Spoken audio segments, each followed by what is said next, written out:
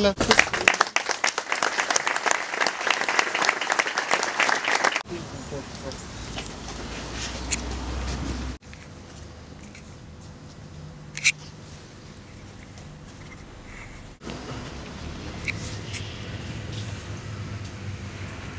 Ευλογητός ο Θεός ημών πάντοτε νικαίαη και εις τους αιώνας των αιώνων.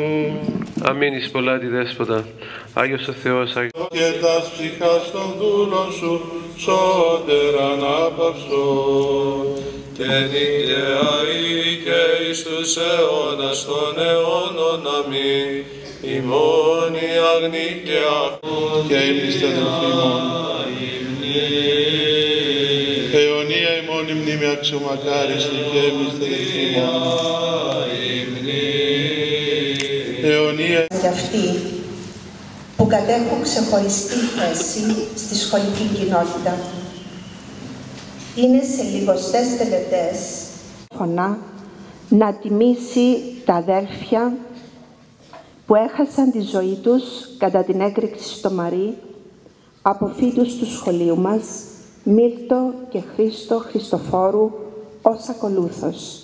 Διοργανώνεται στα πλαίσια μνήμης και τιμής των διδήμων αδελφών Μίλτου και Χρήστου Χριστοφόρου από φοιτών του Λυκείου Αγίου Νικολάου. Μια των που βγήκαν στη δημοσιότητα μετά τη φωνική έκρηξη στο Μαρί και τον ηρωικό θάνατό τους κατά τη διάρκεια εκτέλεσης των καθηκόντων τους εν καιρό ειρήνης και υπηρετώντας τη στρατιωτική τους θητεία. Να παραδειγματιστούμε από τον χαρακτήρα και τη δράση τους που ξεπέρασαν τα δεδομένα της σημερινής εποχής και της ηλικίας τους, ιδανικά που κανένας από τους εμπλεκόμενους αξιωματούχους και κυβερνώντες δεν έχουν επιδείξει μέχρι σήμερα. Αν μπορούσαμε να μιλάμε για ώρες για την προσωπικότητα και το ήθος τους, εξάλλου από αυτά εκπορεύτηκε κάθε ευγενής υπέρβασή τους. Άγγιξαν τον ουρανό.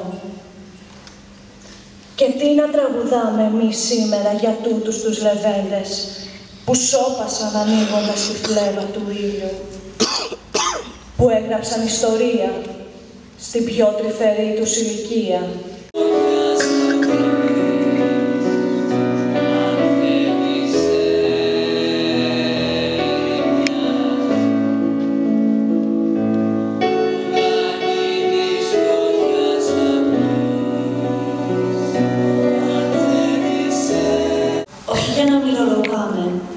Μα για να τραγουδάμε τα λευκά τριαντάφυλλα της νιώτισσας, τι κι αν βάφτηκαν κόκκινα.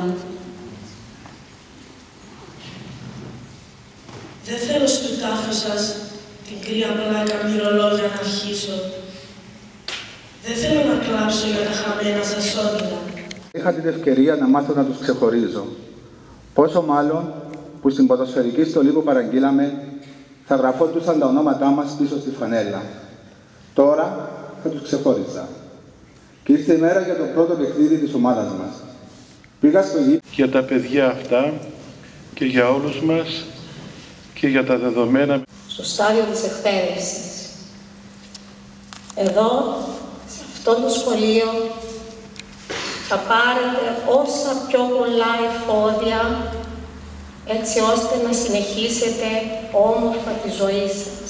Μέσα σε αυτούς τους χώρους του σχολείου θα μάθετε, θα γνωρίσετε τη γνώση με την οποία αυτή η γνώση αύριο θα είναι το κλειδί να σας ανοίξει μια καινούρια πόρτα στη ζωή σας,